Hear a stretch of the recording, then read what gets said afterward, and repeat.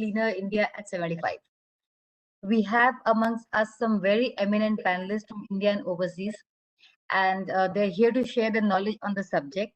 The session will be very ably moderated by Som Kapoor, partner EY. Before I leave the session in his able hands, I invite Dr. O.P. Agarwal, Chairman FICCI Working Group on Future of Mobility and also CEO WRI, to extend the formal welcome and also do the context setting for today's program. Dr. Agarwal, over to you. Thanks very much, Nirja. And again, a very warm welcome to everyone for this webinar on accelerating the EV ecosystem towards a greener and cleaner India at 75. We are privileged to have a very eminent panel, as Nirja has already mentioned. We'll have Mr. Ashish Kundra, the Principal Secretary for Transport in Delhi. I think he has joined us. We will have Mr. Sudhendu Sinha, who's the Advisor, Infrastructure, Connectivity, Transport and Electric Mobility at the NITI Aayog, who's really leading this charge and coordinating this really on behalf of the entire Government of India effort. We have Mr. Nishant Arya, the Vice Chairman of the JBM Group. He's there with us. Mr. David Mayer, Chief Executive of FinEnergy. We have Mr. Avdesh Kumar Jha, the Vice President, Charge and Drive and Sustainability at Fortum India Private Limited. I think we have a representative from Trilegal as well. And then a special thanks to Mr. Som Kapoor, partner EY, who has agreed to moderate this session for us. Finally, I'm really delighted that we have my co-chair, Palash Roy Chaudhary, also with us. I've had many discussions with Palash over the last few years, and it's always a delight to be talking to him. I'm very happy that he's here with us. I'm grateful to FICCI for having taken the trouble and organized this so well. So this is a very eminent panel. Just to set the context a little more, as you all know, during the last Paris negotiations or the Paris discussions, following that, India submitted its commitments, the NDCs as we call them, to reduce our carbon emissions by 33 to 35% over the 2005 levels. And they're committed to do this by 2030. And in order to do that, I mean, very ambitious commitments were made, particularly on the renewable energy sector. So they committed to get to 175 gigawatts by 2022. The country is almost getting there. And given the success of that, or given the experience with that, India was also ambitious enough to raise that 175 gigawatts to 450 gigawatts. So a lot has been happening on the energy sector. Similar activity has also started on the transport sector and really needs to go ahead on the transport sector. As far as India is concerned, we are still at about 7.5% of the carbon emissions in India come from transport, but globally it is about 15%, which means as the economy develops, the transport sector is going to contribute more and more. And that is why attention to the transport sector is something that's going to be very important for India to look at. And of course, when you're looking at decarbonizing the transport sector, a very important component is looking at clean fuels. Whether you look at electric, whether you look at hydrogen, but clean fuels become a very important component of decarbonizing transport. And it is really in this context that we are having this discussion today on how do you accelerate the adoption of electric vehicles. What are the barriers? What are the challenges? How do we get around them? How is India's situation different from the developed world? And how do we sort of develop our roadmaps, keeping in mind the context that is there in India? So I think these are some of the discussions that we'll have today. And I'm very happy that today's discussion involves multiple stakeholders, both coming from the government, coming from industry, coming from academia. So I think this would be a very interesting discussion. I really look forward to that. And with that, let me once again welcome all of you and pass it now on to Som to take over from here. Over to you, Som.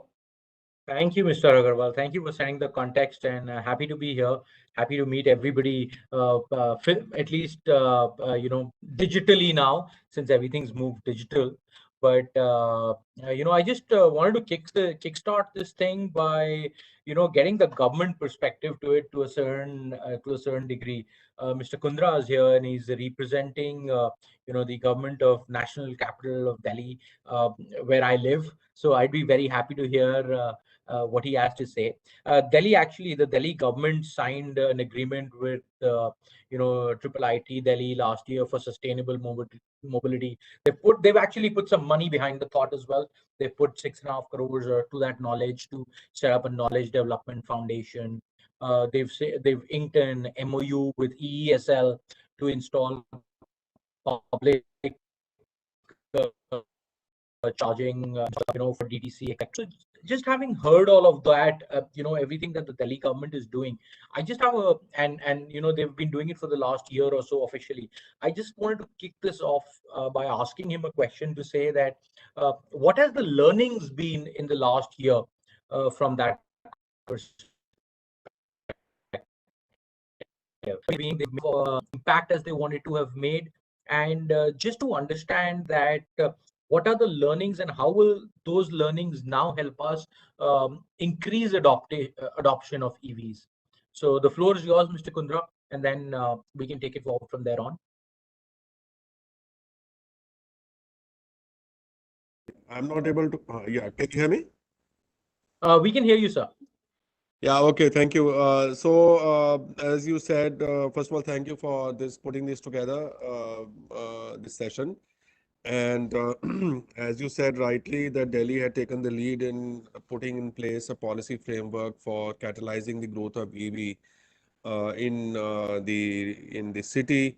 That has, of course, I mean, apart from the fact that it has a salutary impact on the overall air quality, but it's a desirable goal nationally, and in fact, we are following a trend which has now been set internationally. Now, in terms of learnings and challenges, it was an ambitious benchmark, but of course, the COVID kind of set us back by certain goals that we had set for ourselves. But apart from that, I think one is the way I look at it. One is the charging infrastructure is a challenge. It's like a bit of a chicken and egg story. Setting up citywide charging infrastructure ahead of time. That means ahead of the growth in sale of vehicles. That is number one. Second is the challenge of interoperability of the charging infrastructure. So one company's charging point doesn't kind of operate with another company's charging point. That is the second point. The third is of course, financing of electric vehicles is a challenge because banks are a little reluctant to lend because it's an untested technology as they view at it, so the risks are higher, and the NBFC's lending rates are a bit high. And the uncertainty of the performance over time is something which is kind of making the consumers a bit hesitant in making that shift.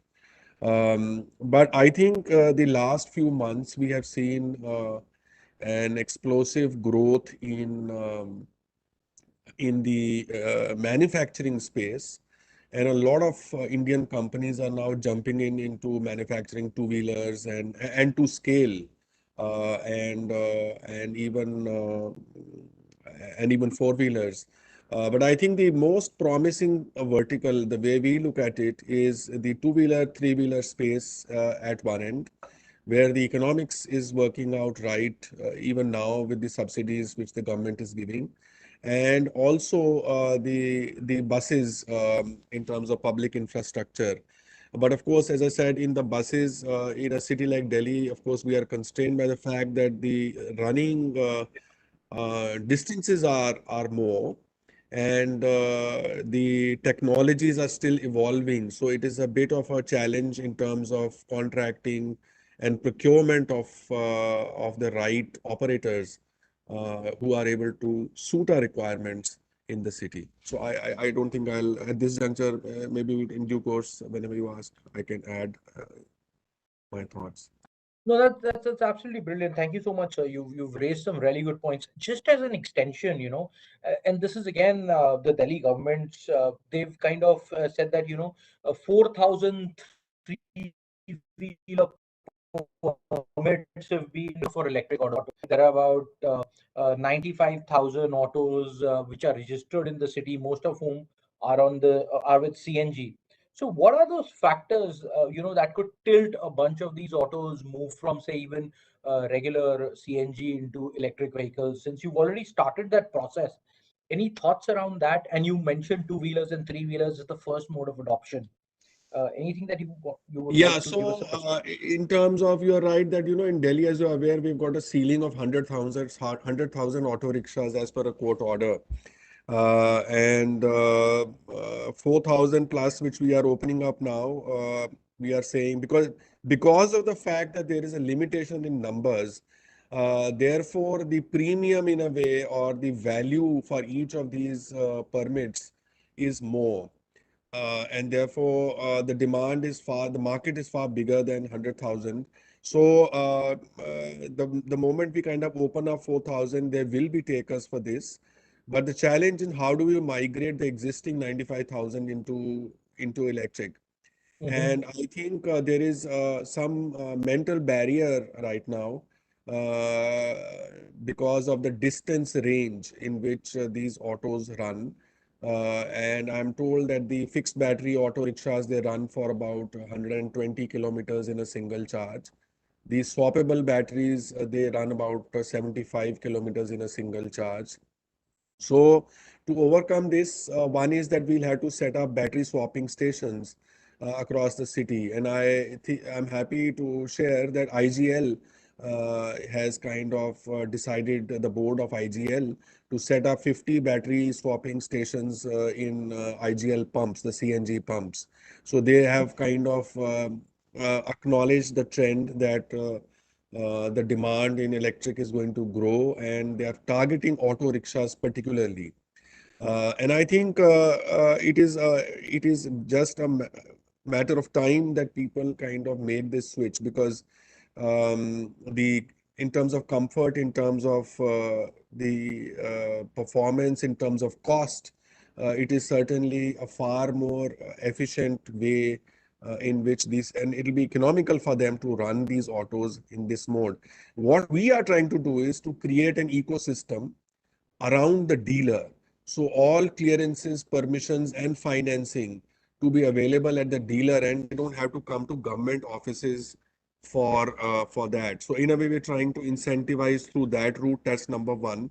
Number two, we are trying to get a decision in government that henceforth all old auto rickshaws which are outliving their age, then against the old permits, any new purchase will be electric auto.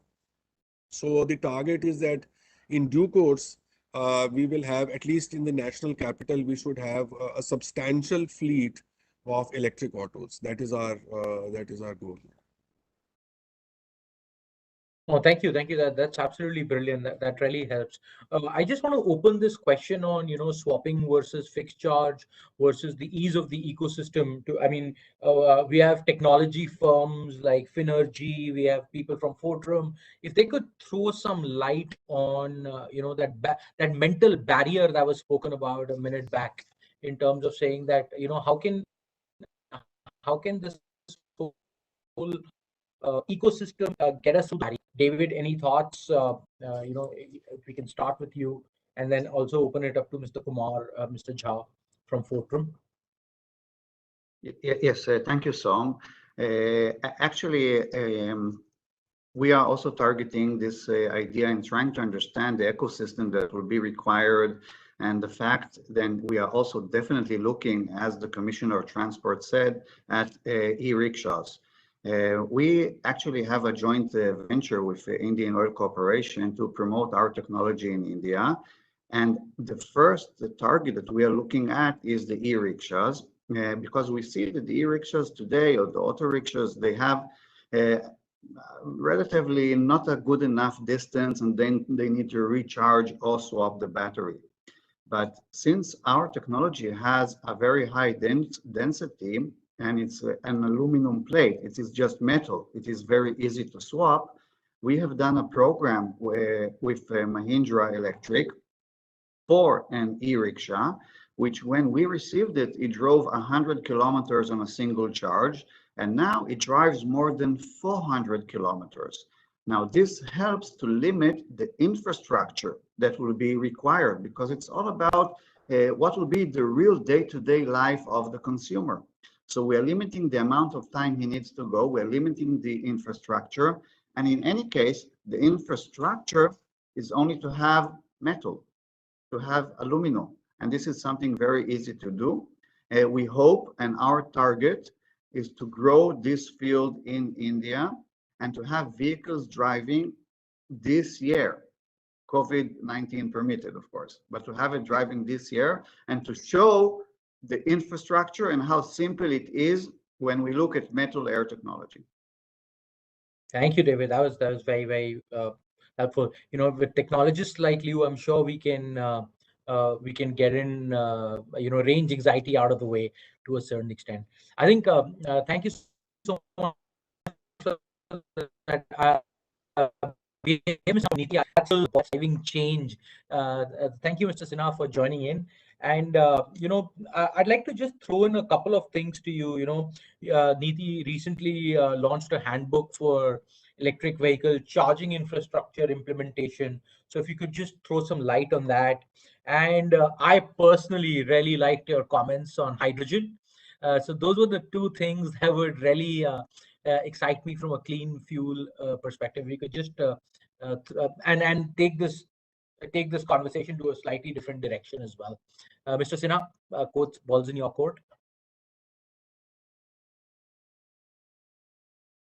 Thank you. Thanks to the officials of FICCI for organizing this, for inviting me to this particular such an enlightening panel discussion. And to all my co-panelists, many of the things, important things have already been elaborated. And yes, we did, on 12th, we did issue this handbook of charging infrastructure.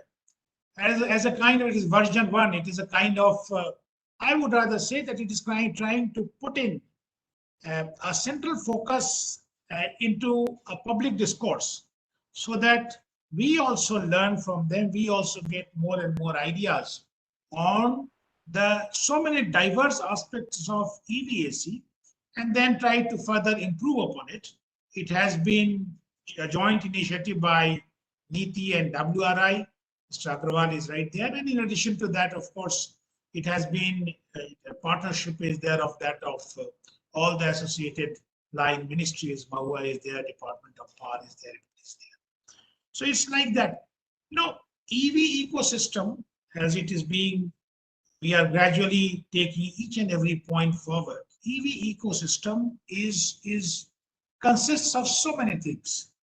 If we try to identify the principal terminals that need to be addressed, then what we come to know is that of manufacturing is one, that demand creation could be another most important thing.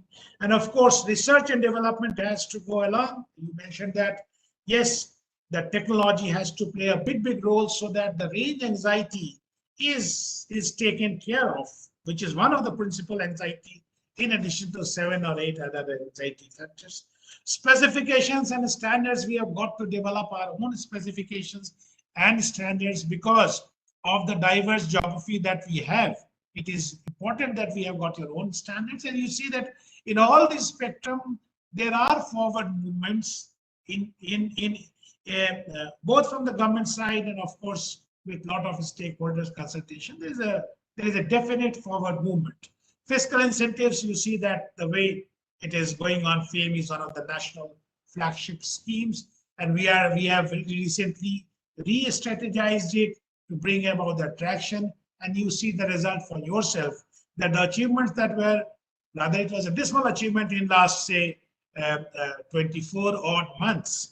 So that more than that, many more times more than that has been achieved in last 2 to 3 months. So that is the kind of re-strategizing FAME scheme, addressing different vehicle segments in a different way, rather than taking them to be one size fit all kind of prescription. Regulatory framework, yes, it is a constantly evolving thing.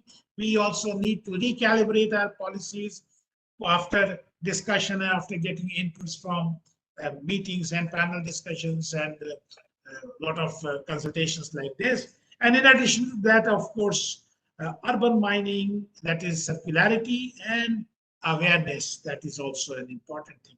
Now, as it was being told that we have got to address especially the 4 million plus cities for the bus segment that we have identified to support them.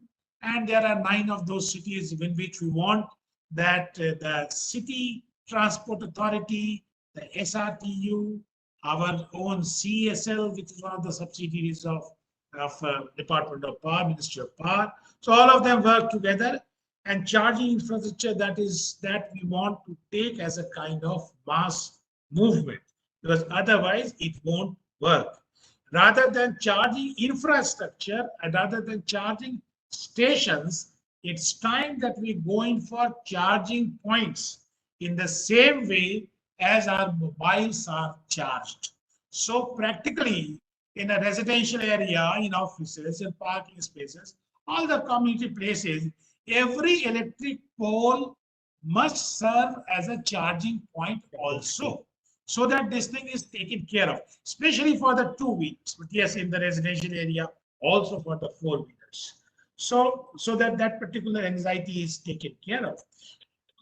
Charging infrastructure is one of the principal themes. It is already there in the FAME scheme. The scene is that how to take it forward on a swift way.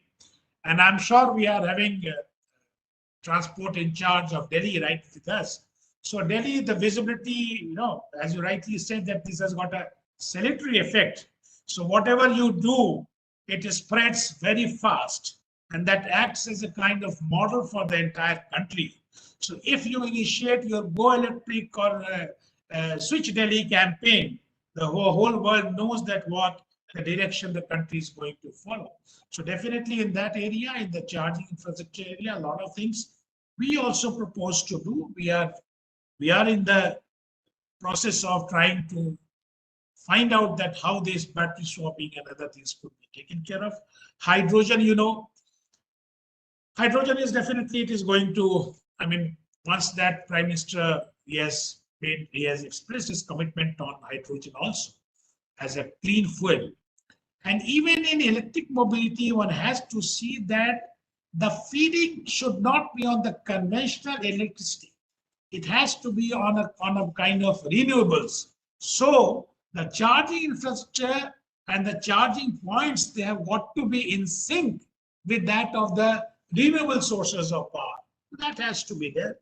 Hydrogen, of course, it is going to play a big game role.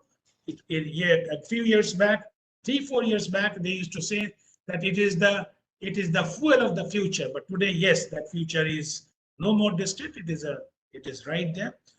So the only thing that I would like to say is that when you decide to go in for a complete disruption, go by the complete disruption of this magnitude, where we are adopting EV ecosystem, and when you are trying to go without a mandate, in that case, lot of technological inputs, lot of awareness initiatives, lot of regulatory initiatives are required, so that consumers, by choice, they gradually switch over to the cleaner options. So this is the most important thing.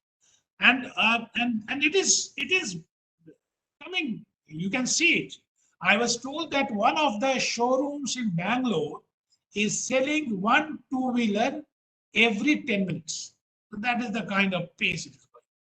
You heard that one of the premier companies, which was earlier an aggregator, has decided to produce 1 crore units a year. And they say that they have got that facility already, they have planned for it. Of course, it will be an ramp up. The real game changer will come, let me tell you, in a time span of 2.5 years, when we will start manufacturing our own advanced chemistry cell. Because then those OEMs which are either into the manufacturing space of ACC or having a very solid relationship with those who are making ACC. They are going to they are going to fix the price of these vehicles. So advanced chemistry cell, national PLI scheme is already there. We do expect that by the year end, or maybe very early beginning of next year, we should be able to identify. And once we are able to manufacture our own ACC and storage systems, then you will see the real, I mean, that is when the real fun will be, when the complete transformation will start taking place. Thank you. Mr. Sinha, I just want to bring up one point. Every time we've spoken about, adoption of EVs, everybody talks of an inflection point, that we have arithmetic progression to a certain time frame, and then you have a geometric progression beyond that time frame. So what you're trying to say is, in about 2.5 year time, when ACC starts massive adoption, you believe the inflection point to switch from conventional fuel to electric vehicles is about 2.5 years away. Is that correct? Did I get that correctly? I should not be able to give it a very correct deadline kind of thing. You see, that would be a wrong proposition. But yes, rather I should be saying that when people start waiting for the two-wheelers, rather the other way around, when the waiting time is there for more for the two-wheelers, then that is what I say, that now people have decided to switch over to it. But yes, you can take it that once ACC is there, this is going to take it into a big support, because it will, even when once we have decided that for the ACC manufacturers also, for the storage manufacturers also, we are going to give them 2 years of preparatory time, and then the real manufacturing starts. But yes, you can take it in a couple of years. We are going to see a big change. Okay, that's great. Thank you, Mr. Sinha. I'll keep the time frame in the back of my mind, but thank you for spelling it out. But I just want thoughts from a couple of other gentlemen. Nishant, you're on call. You're already in the business of electric vehicles. Would you agree with some of those thoughts in terms of timelines, etc.? Definitely. See, I think every segment in the ecosystem has its own role to play, and clearly it would have its own transition timing.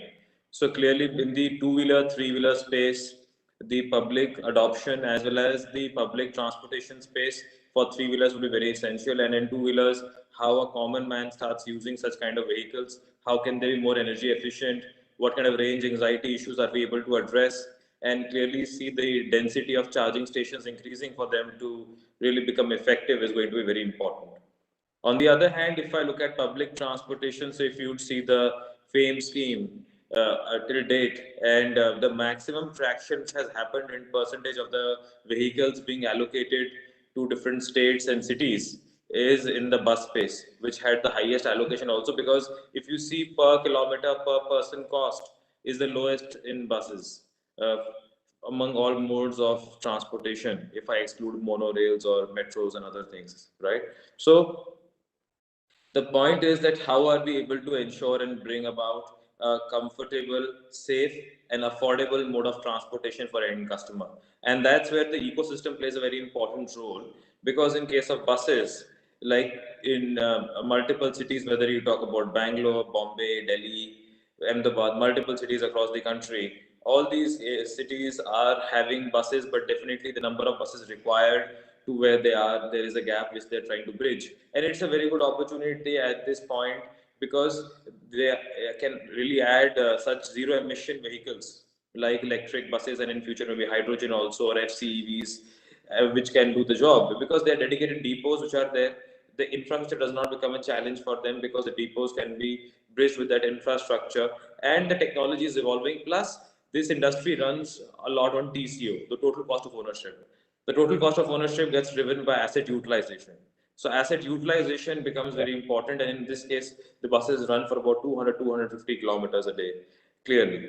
And that's where we are able to really get the maximum value in terms of the asset utilization. Plus, the one electric bus gives about 350,000 liters of diesel saving. So, in terms of energy security, also a lot can be done. And if you are setting up the charging infra, the other challenge which comes up in such cases is that what is the asset utilization of the charging infra? So if it's set up in a depot and if it can be opened up, if the depots during the day time when the buses are not there can be used for charging other vehicles with a multiple operability model which many states and cities are adopting, and in the evenings and the mornings or in the afternoons when the vehicles are coming back for the second charge or the intermediate opportunity charging, I think that can be a very good opportunity here clearly, because with that we are able to reduce the size of batteries, enhance the range of the vehicles, and that is the basic reason why the city vehicles are being adopted faster than intercity, because as the energy density grows, the intercity travel will also become where the buses run for about 500 to 1000 kilometers in a day, depending on the routes which they are working on. So I think that is very important, and clearly that is the direction in which we are moving. So from that perspective, we see well to wheel, from oil well to a vehicle wheel, how it can be end to end from generation to consumption. So clearly EVs solve the challenge from the tank to wheel. But as I think one of the co-panelists clearly mentioned, that if we are able to connect this with the renewable energy program, so then the well to wheel is completely green, which is the need of the hour. And if as a country we are embarking on about 500 gigawatts in the next decade of renewable energy, I think this is a time to really integrate it and move forward in that direction. So, and another point which is very important here for the EV industry as a whole to take off, I think something which David mentioned very clearly earlier, that if we are able to use the different raw materials which are available in our country, that would make us more independent, and that would also ensure the complete supply chain being in our control as well. So I think certain such considerations should be taken up, but the market would evolve on its own dynamics as it moves forward with the scale and technology really driving it. And financing would be another important part of the ecosystem here, because funding such kind of projects and innovative ways of funding which are being used across the world, whether we talk about green bonds, different kind of exchanges, DFIs, FIIs, others who are looking at this space in addition to the NBFCs and other normal ways of funding. And clearly that's where the priority lending piece comes into it. And so that holistically this challenge can be resolved from that perspective. Nishant, you seem to be in the right business to that extent. Then you're already in the commercial vehicle, big bus business. But if I was to just extend this, you're also chairman of a company outside of India, right? For the Lindman Group. Uh, how do you think, can India have a global manufacturing? Can we become a global manufacturing hub for, say, CVs in electric vehicles? What is it that we need to do in terms of supply chain, etc., for us to get that right? Any thoughts about that? See, And I and, personally and, feel, and you have Niti Aayog and the government listening to you, so maybe they can pick some points here for their policy going forward. So good for sure, opportunity. I think that's a very relevant point. So, because eventually you need scale and you need size to drive costs and to enhance the total cost of ownership multifold. For that to happen, if we are able to have and India has a very good domestic dividend in terms of the kind of population, the requirements which we have. And if we are producing the commercial vehicles locally in India for local requirements, and we have that scale, and we are able to add up the global requirements to it, so definitely it gives a big fillip for manufacturers to get an edge where they are having inclusive growth in terms of getting the right scale and size and technology. Because in case of EV, we all come on a level playing field. There's no Euro 6 or Euro 7 or Euro 5 or Euro 4 in every country. And clearly, we are able to see that the number of moving parts reduced substantially from about 2000 moving parts to about 20 moving parts in an electric bus. So clearly, so the point is that how are we able to move forward with such products, and we do not differentiate between global technology and local technology, and there's a clear demarcation of the right quality of global products which can be sold anywhere. And clearly that's where we look at a big requirement of skill development and creating the right supply chain in the ecosystem base. So if we are able to have the right skill sets in our country where there's always a dearth of people on one side and unemployment on the other side, if that can be bridged, and people in terms of technicians for manufacturing in tier 1s, tier 2, tier 3s, in technology companies, and at the same time, if we can create a complete ecosystem of the industry and academia and the government working together, I think that would be the breakthrough which we are looking at as an industry to move forward, and which puts us on a global map. Clearly, like you see, in this space, many companies do end up coming up, and I learned this from Israel, that fail fast, fail cheap. So that is something which we adopt personally as well, because that's very important. And I saw, so David, just for your understanding as well, that in Israel we do a lot of business with different Israeli companies, and they really see that companies who have failed in the past, they are actually promoted more because the promoters and the other people in that company understand the reason for failure, are able to address it as they go along. So this is a totally different mindset in our country, which I think there's a lot to learn from. So clearly moving from there, if we are able to define a clear technology roadmap, the key enablers in terms of skill, in terms of financing, in terms of the right supply chain, if it can be built, and that's where I see, like recently, few of the companies mentioned that they would be setting up semiconductor fabs. I think that's excellent if those semiconductor fabs are coming to India, if we are becoming independent on that front as well, because that's need of the hour. If in PLI schemes we are seeing that domestic and international growth is being incentivized, which it is, and we will understand more about it as it comes out in detail, I think that would be the game changer for companies in India. And clearly we see that if we are able to create multiple global players who are Indian companies but can be created as global players, I think that is something which will change the whole framework of how we work in India and across the world. And clearly India can have a launch pad in this case, because the domestic market would be offering such opportunities, and clubbed with the international market, which initially maybe for certain companies will be 5, 10, 20% of that growth and the whole scale, but in times to come it could be almost 50-50, the way things are being done across the world. So I think that is something which needs to be looked at, and that's where if you work as a whole ecosystem, you can just go and plug and play and deploy it in any given city. So otherwise, doing it in a piecemeal basis may not give the desired results.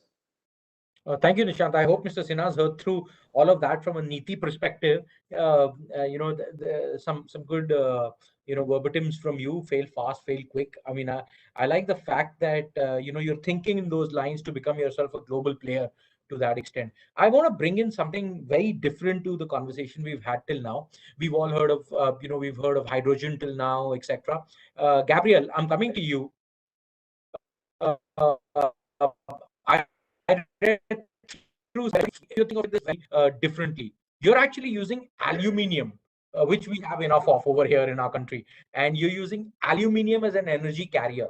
Could you just give us a little brief on what Finergy is from a company perspective, and from a technology perspective? How is aluminium playing into this roadmap? Gabriel, if you're there, you could think that through. Yes, David speaking. I'm the sorry, CEO David. of Finergy. No, fine.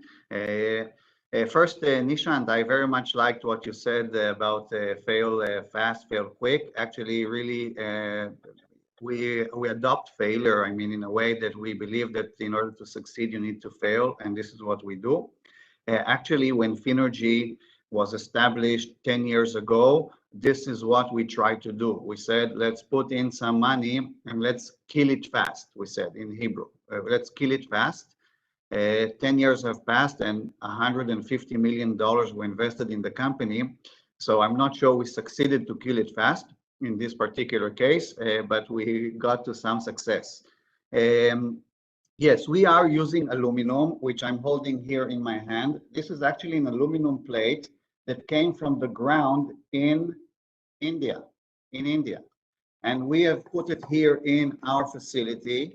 And this aluminum plate, which doesn't weigh almost anything, it's like 600 grams, is coming from the ground in India and is going to drive in India and is going to be recycled in India. Because as rightly said, India is abundant with aluminum, and there is big, huge companies who know how to take it out of the ground, smelt it, and when it is being smelted, actually, it is already having energy inside it. And what Finergy has been developing over the past 10 years is actually how to extract, how to release the electrons that are already in the metal. And today we believe that in metal air technology, we are world leaders. Yes, there are other companies now doing so, but we have actually applications. We are selling to many customers in the stationary business using as a backup for the grid. We're now doing programs in EVs. Now, the best way to understand our technology is to understand that we are very similar to fuel cells, but we are not a hydrogen fuel cell. We are solid state fuel cell. We are the next generation, and we are not using gas. We are using metal. And metal, of course, and especially aluminum, is easy to transport, is non-flammable, non-explosive, and in this case, non-corrosive. And this is what we aim to do. We aim to look at countries and to try and support as much as we can from our side to make them as much as sustainable using their own resources. And this is the goal that we have together with Indian Oil Corporation for India, and this is what we are trying to do. Actually, to create a complete ecosystem.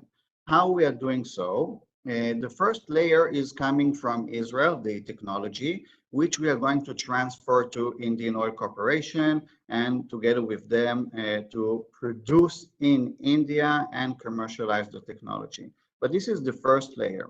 The second layer that we all have been discussed here is the infrastructure. And we are going to use the distribution capability of Indian Oil with their 30,000 selling points, most of them being gas stations, to have aluminum plates, which is easy to understand that it is low cost for infrastructure. And this is the second layer of the ecosystem. The third layer is applications. As I said, yes, we are working now with 3 automotive OEMs in India, and we hope to have by the end of the year or early next year already vehicles driving. But this technology is also being used for stationary backup for the grid, for storage, and we are going to do in the very near future also stationary programs in India with large telecom communication towers. So this is the third layer. And the fourth layer, which maybe can be supported here, of course, as introducing new technology, you always need support from the government and from the policymakers. And we need to people as much as we can to know our technology and to try to support this technology in the early stage, because we can make a difference. We are teamed up with the right players, and we are going to show this technology boots on the ground in India by the end of this year. This is happening. Solid state fuel cell is here, and we can do it. And yes, it is new, but we have done a vehicle that initially drove 100 kilometers, a 3-wheeler, now driving 400 and above. This is a reality. Of course, as always, nothing happens fast in EVs, and we're not trying to promise anything we cannot do, but we want to show there's another opportunity, there's another technology, we can make it happen. For the stationary applications, we've already sold all of our capacity, production capacity. We are now building a manufacturing plant 20 times bigger. We are starting now to work and demonstrate it in other places in the world. And we hope India can adopt this technology fast, as it has a lot of aluminum. Today, by the way, truly today in the morning, to complete the story, actually, aluminum is our fuel. This is how we create energy. We have teamed up with one of the largest aluminum manufacturers in the world, Norsk Hydro, which manufacture the aluminum in a green way, and they are going to be a supplier, and we are going to work with them to provide clean aluminum. However, in India, we are discussing with the largest aluminum manufacturers in India to do the same. So in your case, as of course you are a very large country, to be completely independent from the aluminum point of view. and this is what we aim to do in the very near future. So just to add that, right? I also read somewhere that you've signed some LOIs. The JV between you and IOCL has joined some LOIs with Maruti and Ashok Leland to take this technology forward. Is that true? One, sorry to put you on the spot there. And two, in terms of what would those LOIs actually mean? Would that mean joint investment in technology with the OEMs? Or would that mean that they will take forward the technology that you have and build it through from a energy perspective in their car? Yes, thank you for asking. We are not looking for an investment in terms of funds. Finergy is traded in the stock market in Israel, and for purely investments, we typically are able to raise cash as much as we need. In India, as you rightly said, yes, we have signed LOIs and even more than LOIs. And since we are a public company, of course, I need to be careful with what I'm allowed to say and not allowed to say. We have signed with all of these companies, and it will be good to think that in the next 6 months or so, there will be more than one vehicle, more than one type driving in India. Yes, we are looking, and there's already, as I said, we've done a three-wheeler to show that we can be on the smaller scale, let's call it, of the batteries. But we are talking with Ashok Leyland, which is the largest scale, sorry, of the battery driving. Why we're doing so? As Mr. Nishant has rightly said, who is going to make more money? It depends how you utilize your capex. If you invest so much money in an electric bus, you want this bus to drive all the time. And this is why when using aluminum air, which can be swapped in 10 minutes, this makes a lot of sense because the bus will be able to drive much more hours. And this is why we have targeted all of these companies from the smaller scale vehicles, looking at the three-wheeler, to the large scale and buses and everything in between. And we hope to have all of these types of vehicles driving in India, as I said, within 6 months or so. David, I'm sure the $150 million you started with has grown multifold now, and good that you haven't spent it all already and are saving some of that money for future development. Well, that sounds that the 150 millions doing all of us here quite a bit of good. I'm actually going to just spin this around, and I'm actually going to go to somebody who's in the hot seat to a certain extent. Mr. Chaudhary, if you're there, and I'm asking you this question from Smarty perspective, not as your working group at FICCI perspective. You seem to be in the hot seat. First of all, you have quite region going. They want to build the electric three-wheeler zone where only diesel and CNG autos will not be allowed. I mean, since you're actually in that, and you've been playing this game for a little bit of time now, what are the other modes in which EVs can be? Will you be the most highly non-organized but competitive segment going forward in the immediate future? Mr. Chaudhary, if you're there and you could throw some light on that.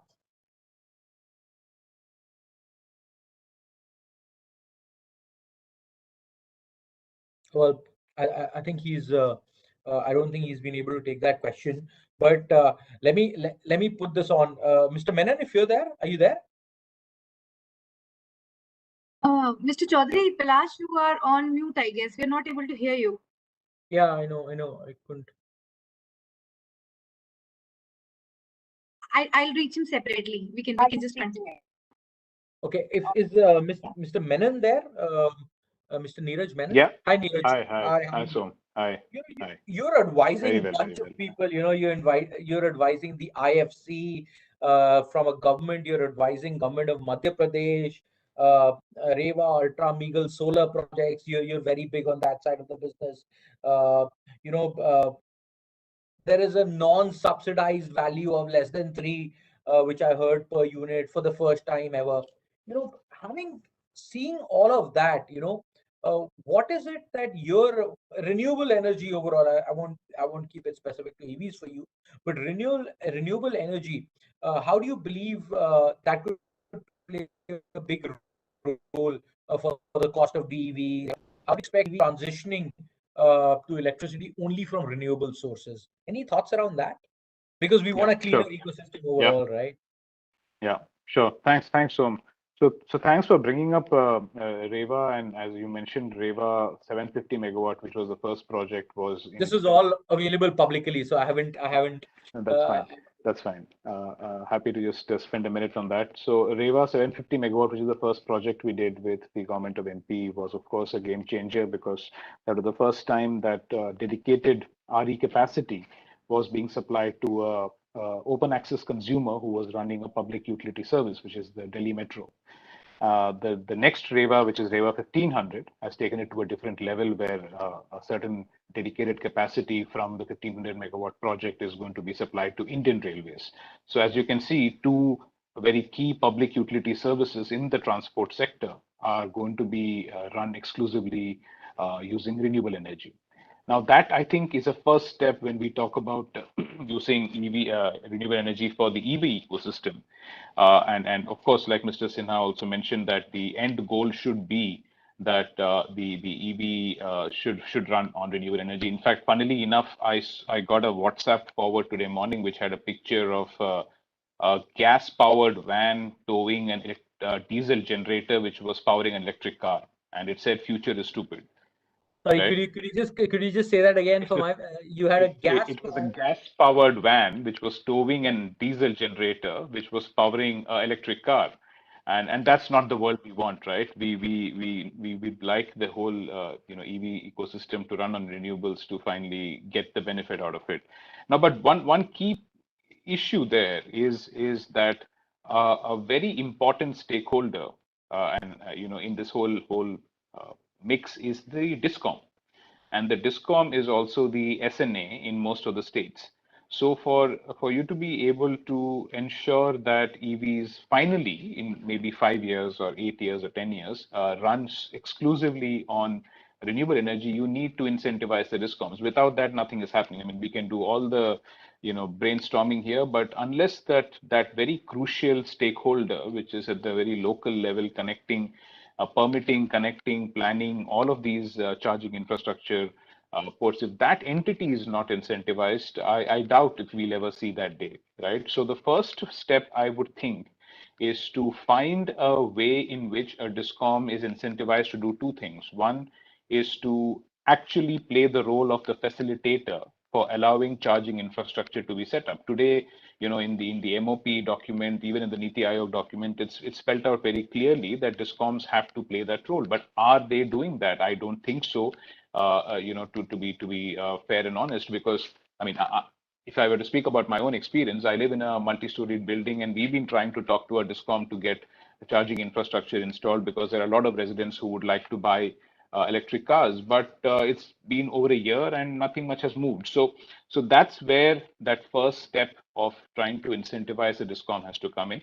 Second is, how do you get the discom to ensure that the energy that is being supplied to charge the EV is coming from renewable energy? Today you have the state commissions across India who have set up EV tariff, but that EV tariff somewhere has to show the contribution of renewable energy in that.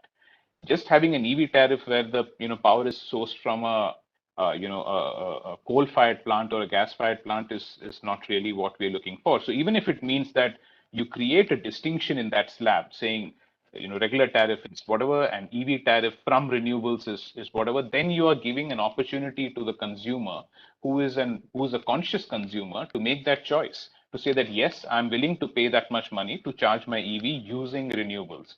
So I think this if we can sort of work on and the regulators and the government can work on this aspect, which is the discom aspect. I mean, see, the business community will do what it has to do on manufacturing super specialized cars and two-wheelers and three-wheelers, right? That's something which the private sector is going to do.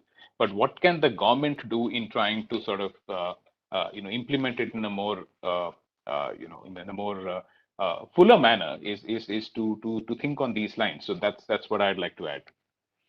Oh, thank you. That's a, I mean, I was just, it would be great to see an electricity bill which could, I mean, forget about EVs, just as an electricity bill overall, which would say an X amount of units came from whatever, solar or thermal power Yeah, or etc., yeah, etc., versus what came from non-renewable yeah, sources, so that you also get that sensibility in terms of the split of how much are you harming the environment by using all that power. I correct, think that's a correct, great point that correct. you made over there. And also just to also add one additional point, which is on this whole captive business, which is also something that Niti Aayog has talked about in the handbook, which is on allowing EVs to operate on a captive basis. Now, it's a great idea, but just one thought that, I mean, like if I'm driving a car and I want to fuel up, I don't care if it is an HPCL pump or IOCL pump or a BP pump, right? I can go drive into any pump and fuel my car. If we are able to move to an ecosystem where these captive charging ports or the like, or even poles, like Mr. Sinha said, if every electric pole has a charging point, if that can be agnostic to the kind of battery I'm using, the provider of that charging infrastructure and the energy from which the charging infrastructure is being used, I think that will be another step forward to make it completely agnostic and have technology sort of, control where I can find the charging point and how far do I need to drive to find one. So I think that also will aid that process. Mr. Sinha, back to you. I think it's a good point that Neeraj has brought up. We don't want to put you on a spot over here to give out what you're doing from a Niti perspective, but I think it's a valid point in terms of saying that given the considering if technology can be agnostic to this, is Niti thinking about something like this for the future? Yes, we are. We are thinking that it should be completely agnostic to the things that we are. Okay, Yes, it should be. in your It should be like in your that. Precisely, that is an ideal case which has been mentioned by Mr. Menon, and that is what we will be driving forward to. Yes. okay, Hey, thank Som, you. can you hear me now? This is Palash. Can you hear me? Hi, Palash. How are you? I'm Good, not good. sure if you understood my question at that point in time. Do you want me to repeat it, or you got most of it?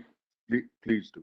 Please repeat it. Okay, Palash. So this was I was actually wanting to ask you something from a smarty perspective rather than your role as the FICCI working group.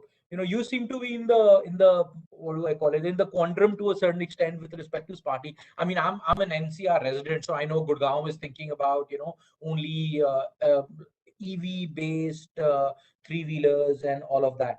I was actually wanting to know that what beyond everything that has been spoken about till now will actually help in the adoption of at least the three-wheeler EV segment to a great extent. Any thoughts about that? That is something that I thought that uh, you know we brought it up. Sure. Happy to answer that question. As we have already heard on this discussion before, and is apparent by the numbers that we see, we believe that electrification of the public fleets will be led by electric three-wheelers. Tens of thousands of electric three-wheelers are coming online every year. I mean, this year already about 55 to 60,000 electric three-wheelers have been added to the public transport fleet. And if you look around different cities and states, progressive supportive policies are being introduced, are being implemented. And Project Parivartan, that was launched by the Honorable Chief Minister of Haryana on 16th of August, is also a step in that direction. I can talk about Project Parivartan separately, but to your specific question, what are some of the enabling factors or driving factors that will expedite the adoption of electric three-wheelers? One of the biggest hurdles, so to speak, right now is financing. Most of the drivers that want to own their electric three-wheelers need financing. They obviously don't have 1.5 lakhs to 2 lakhs that are required to buy a lithium-based electric three-wheeler. And as we have heard from a couple of panelists already, banks are quite reluctant to finance these vehicles, and therefore the drivers have either to go to NBFCs or local financiers who charge an exorbitant rate of interest, sometimes as high as 36 to 40% ROI reducing. So that absolutely needs to be addressed at a structured level. How do we direct the banks to open financing for electric three-wheelers? See, traditional three-wheeler financing is quite mature, has existed for quite some time, but that needs to be extended to electric three-wheelers as well. So that's number one. Number two is policy implementation. As I mentioned before, great policies, progressive, forward-looking policies are coming out, led by various state governments, including Delhi, and we have the Delhi administrator with us on the call. However, what we see is that there are certain elements of those policies that face implementation hurdles. We also have Mr. Sinha from NITI. So I'll give you particular examples, just Delhi NCR, for instance. And this comes from experience of running the largest electric three-wheeler fleet in the country. We have done 80 million kilometers over the last 7 years. So these are practical examples or hurdles that we face every day. So from a NITI Aayog standpoint, let's say the FAME incentive, great idea, but for the money to come back to OEMs, it takes over 90 days for the FAME incentive to hit back. Now that increases the cost of carrying of that money for 90 days. And at the rates that the vehicles are being added, this becomes a huge operating burden on the OEMs. And somebody has to foot this bill. So essentially, the pricing of the EV goes up because the FAME incentives are not coming on time. That's one example. In Delhi, we are in touch with the government. There is a unique challenge. There is a public service badge that is required in Delhi, which is not required anywhere else. So in other cities, for instance, from the time a person deposits money to buy an electric three-wheeler to the time we hand over the three-wheeler to them, it's about 14 days. In Delhi, this is about 5 weeks because 3 to 4 weeks are taken for public service badge, which is outside the control of either us or the Delhi government. I believe it is a matter of special department of the police. And this is a unique nuance that only Delhi has that we have not seen anywhere. Similarly, in Noida, for instance, the Noida RTA is charging 5 years of road tax for EVs. Many of these electric three-wheelers don't even have 5 years of life. Our business models are based on 3 years, maximum 4 years. But upfront, if you have to pay 5 years of road tax, it just increases the cost of the EV for no reason.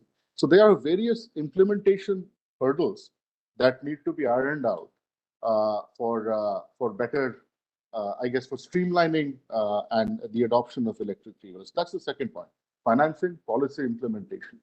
Third, we talked about technology maturity. Battery is about 40 to 45% of the EV cost. I'm talking about lithium battery right now. And even today, if you really look at the battery, there are two options. One is the fixed battery, the second is the swapping model. In the fixed battery, our experience has been, unfortunately, the performance of these batteries are still not up to world standards. And we work with some of the biggest lithium OEMs in the country. All the battery, quote-unquote, manufacturers, lithium manufacturers out here, essentially import the cells from either Korea or China, and they put those together in a modular fashion, put their own BMS. And that's not a fully matured technology as of today. And many a times these batteries do not perform up to the promised performance characteristics, which has a direct impact on the ability of the driver to earn their living. So that's on the fixed side. On the swapping side, there are two challenges. One is it's more expensive than the fixed battery for two reasons. One is the incentive that we are getting from NITI on the fixed is not as clear on the swapping side. We have been speaking to NITI to extend the incentive to the swapping batteries as well. So that's one. And then just by virtue of the model of swapping batteries, you need to have about 1.3x the battery capacity for the swap to happen. So anyway, from a physics standpoint, also it's a more expensive proposition. So that's one is cost, and the second is there is always the chicken and egg conundrum. Do we build the swapping infrastructure first, or do we bring in the vehicles first? So there is range anxiety. Swapping battery will give you about 70, 75 kilometers per charge. And unless there is a proliferation of swapping stations in that locality, people are reluctant to switch to swapping. So the technology maturity curve is something that we absolutely have to look out to. What David talked about earlier, the aluminum technology, especially for large fleet operators like us, seem very promising. And offline, I would love to touch base with David to understand if the technology he's talking about. He's already mentioned he's tested it for three-wheelers, so that's great. At the end of the year, I'm hoping that what he's bringing on ground is more than a technology demonstrator. I hope it will be commercially available. And I hope that the pricing of this technology will be competitive to the existing lithium or lead acid alternatives, so that there is rapid adoption of this technology. And then outside of these three, the last one is just administrative support. As we are moving away from diesel and CNG three-wheelers to electric three-wheelers, especially in an organized large-scale manner, there is always the initial resistance from the existing auto unions and so on and so forth. That's a law and order administrative support. So if we provide these 3 or 4 things, I think that will help in speeding up the adoption of electric three-wheelers. Palash, that's absolutely fabulous. I mean, I'm sure that people have heard on, from a government perspective already as to, from a policy perspective. I mean, for technology, I understand there's a lot of capital behind it that's required. There could probably be adoption that is required, etc. But from a policy perspective, absolutely. Yes, I would like to step in for a bit. Yes, I would like to step in for a bit. Dr. Agarwal has a conflicting appointment, so we bring him first.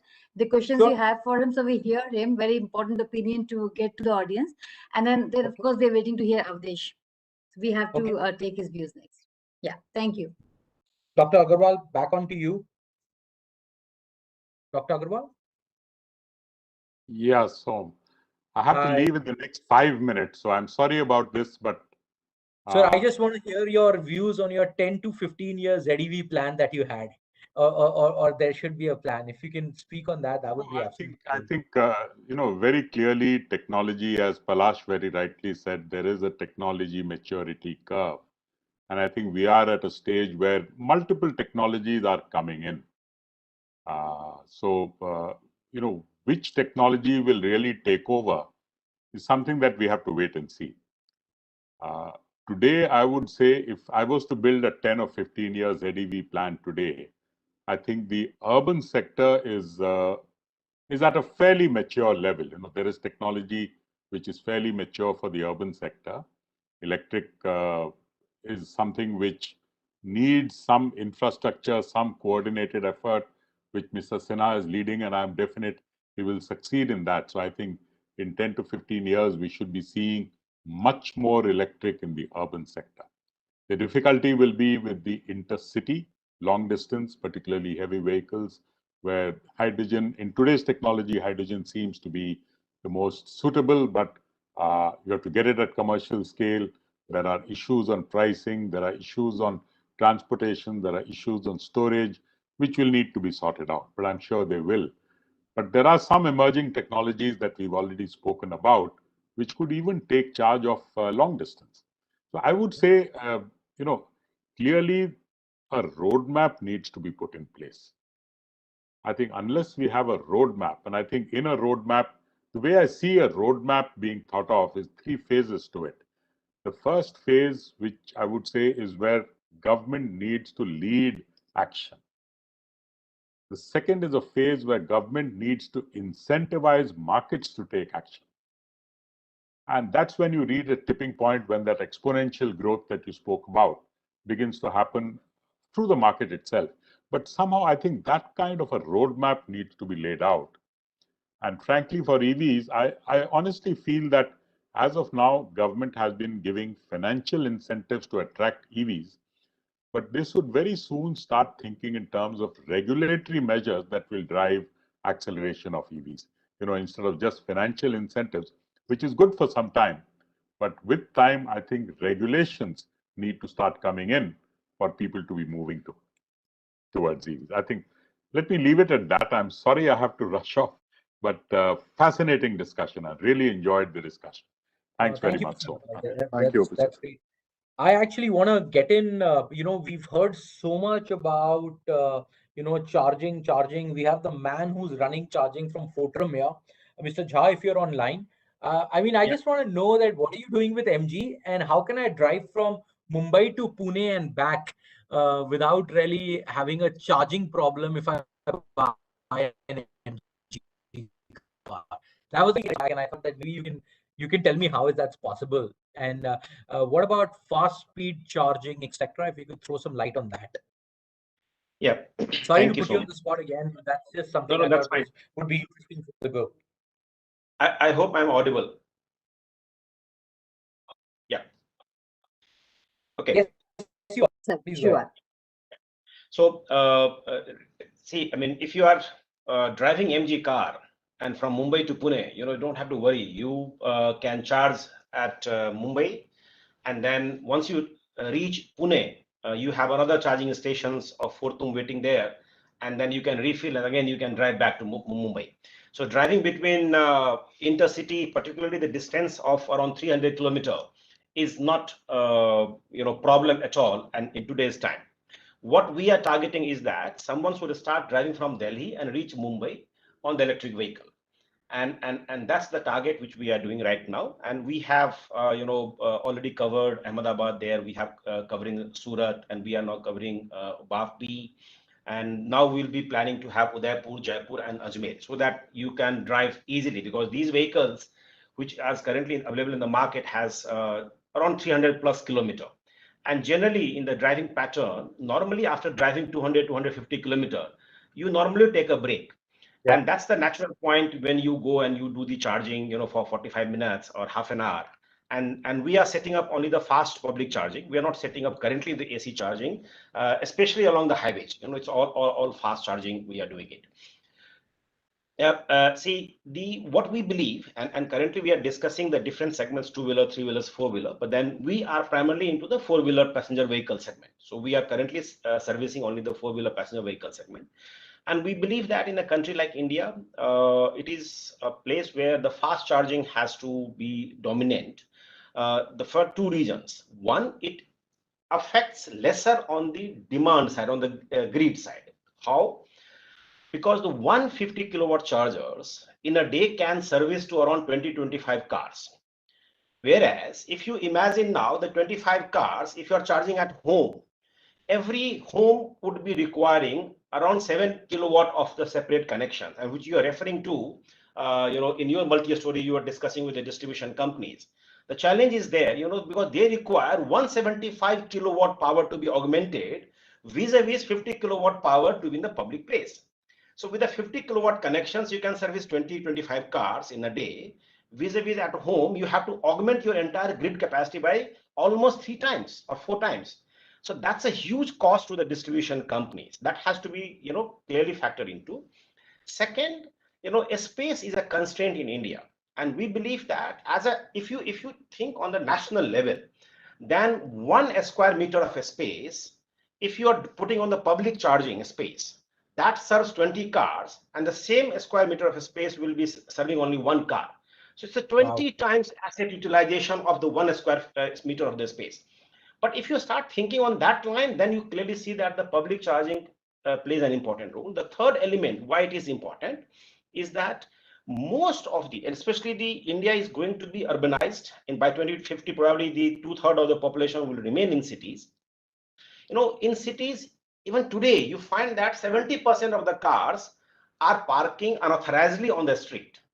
They don't have the dedicated garage. Now, if they are parking unauthorizedly on the street, where would they find the charging?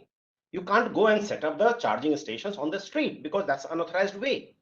So you require a dedicated public charging zone where these people who don't have the dedicated garage, they can go and then can park it. And please remember always that we are talking about today's situations, but then we are imagining a scenario of future. In future, if EV become the mainstream, then everybody is having only the EV. And if everybody having an EV, whether 2 vehicles or 3 vehicles or 4 vehicles, they require charging somewhere. and you have one garage at max. In your multi-story apartment, you might be having one, and if you are living in a bungalow, you might be having 2 or 3. But what about the others?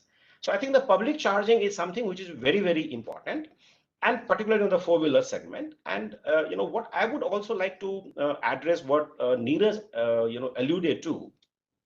See, already there is a mechanism in India also available where you can go for the REC, and you can clearly demarcate that fine. This particular charging stations is for powered by this much of the solar, 40%, 50% or REC, renewable energy certificates. But apart from that, already Ministry of Power has come out with a notification, a draft notification on the open access. In the open access, they have now suggested that it will be the threshold of 1 megawatt is proposed to be lowered to 100 kilowatt, and where you can source the power from any green sources. So if you're buying the power from solar, if you're buying the power from the wind or the new hydro, you can have a connection of 100 kilowatt and you can get it from the open access. And they have, sought the public comments. This is something which will be, I would say, a fantastic initiatives, because by 2030, in any case, you are going to have more and more solar in your grid or wind in the grid. But in the interim period, this lower limit of the open access limit will help the charging infrastructure, because at one locations we can easily have 100 kilowatt. We can't have 1 megawatt, but we can have the 100 kilowatt, and we can then source it from the solar by having our own power plant or from any other operator. That is catalyze the entire, I would say, the transportation on the pure cleaner energy sources. So these are something which is already happening. We should not be unnecessarily worried that, you gave the interesting example. Neeraj gave the interesting example of the gas-powered vehicle is towing the, by the diesel car or the electric vehicle. See, these are aberrations, right?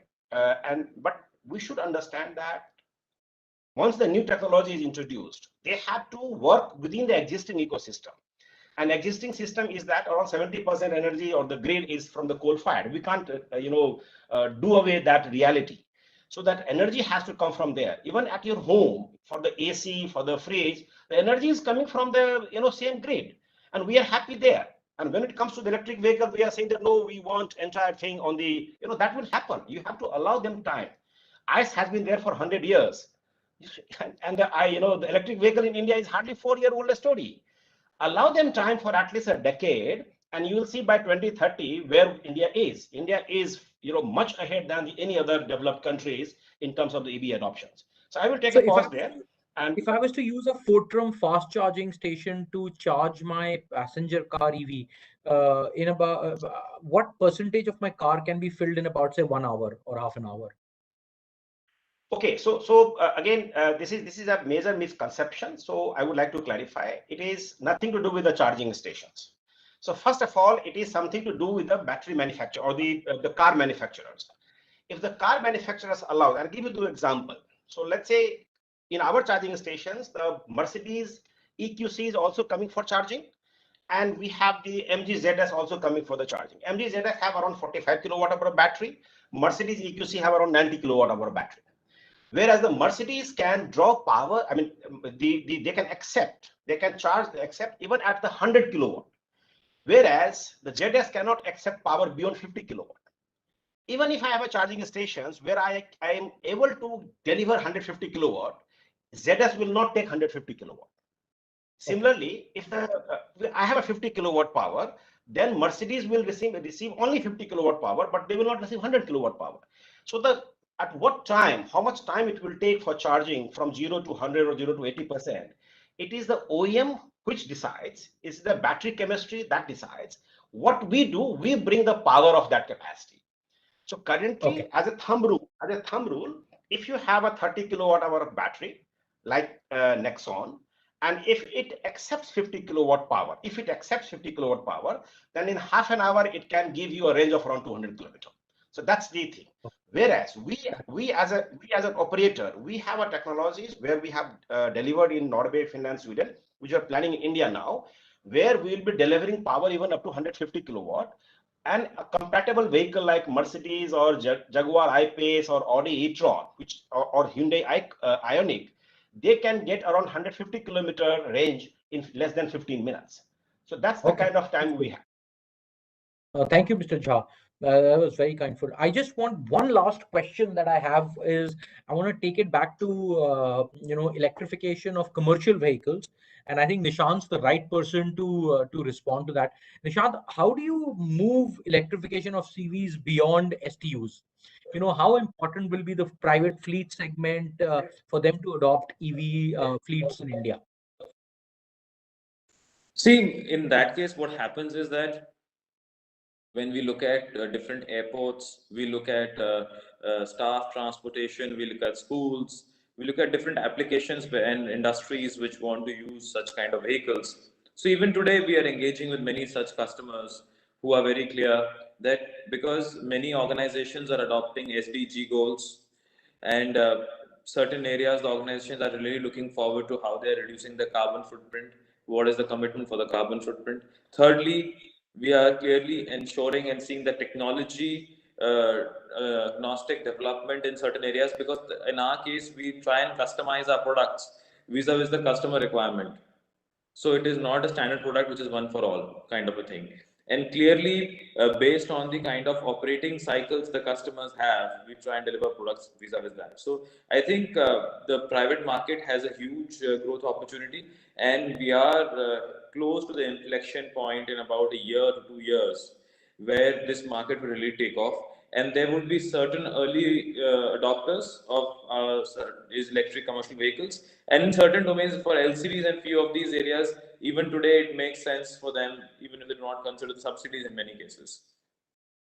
And if I talk about buses, I see that as we are increasing the asset utilization, the passenger turnaround time, reducing the size of batteries, increasing the engine density, and seeing that how the vehicles are able to carry more number of passengers, what is the long-term utilization pattern for intercity and other things, I think that is going to be very important. And definitely in this case, what is equally essential is that in many countries, like what Mr. Agarwal was sharing, I think that is very pertinent, that the non-financial incentives, whether on parking, on taxes, on zero emission zones, green zones, which have been set up, mandates for converting certain percentage of vehicles to EV, and certain corporates looking at their sustainability targets. I think those are very promising areas which are really driving this. And in the next couple of years, in terms of the TCO with the diesel or CNG areas, there's a huge difference, because today itself, if I see on OPEX cost basis, just to give you a comparison, for a 12-meter electric bus vis-a-vis CNG and diesel bus, if you see at around 100 rupees a liter for diesel, you are able to have about 2.5 kilometers per liter. So it's about 40 rupees per kilometer is what the cost of fuel itself. If I look at electric, in that case, you are looking at about 8.5 rupees per kilometer as the fuel cost, right? So there's a huge difference, which clearly demonstrates that kind of ease of working, ease of operation, and the customer is also able to pay more, because the noise free, the comfort which you have in electric vehicles is way higher. And as that becomes a way of life, you are transitioning, because in many cases today customers don't have an option, and it's a need which is being fulfilled with the existing vehicles which they're using, but then they'll be transitioning to a choice which they are making with the electric vehicles. So I think that transition, and that's where we'll see higher adoption by multiple users to the public transport area as well. So that's the kind of opportunity we are looking at in this domain. And as part of the energy mix also, which we are seeing, that our Honorable Prime Minister said by 2047 we should be energy independent as a country in multiple ways. I think this will go a long way in ensuring that is delivered as well. So I think on those lines, we should be clearly working forward. Yeah. Good thoughts. I just to close this out in the next 3 minutes or so. So, sir, so just some parting words from Mr. Kundra, if you're there. You heard a lot of people talk about policy intervention, etc. Any final thoughts from your side that the government can bring on? Yeah, I think it's very exciting and reassuring to see that the private entrepreneurs, both in charging infrastructure and vehicle manufacturers are constantly innovating, constantly disrupting this space, and seeing the potential and prospect of a growing market. And from our side, I think we just have to create the right framework of partnerships, which kind of bring these innovations which are moving at a much faster pace than the regulatory environment or the government machinery, the policy space. So I think probably the innovators, the technology people, uh, there's a need for a much more deeper collaboration with policymakers to guide, to educate, and to show use cases, not just in India, but globally for the right policy makes. But this is very exciting. Thank you, sir. Palash, would you want to just wrap this up in the next minute and then give a word of thanks to everybody who participated? Of course, of course. Excellent discussion. It's quite clear that the time of the EV, the day of the EV is here. Both the government as well as the private sector is investing its time and resources heavily through creating conducive policy framework as well as capacity to drive this change forward. We are also seeing an exponential growth in the adoption of electric vehicles, obviously led by the commercial sector, both small format as well as large format. But also, we are seeing a significant jump in the interest and excitement in the private sector, people looking to buy electric vehicles for private use also. Now, of course, there are some loose ends that need to be tied out, but the good thing is that all the stakeholders are more or less aligned and cognizant of what needs to be done. So it's just a matter of time. And I feel very, very comfortable and confident that the inflection point, as we've all spoken about, is not very far from here. So this is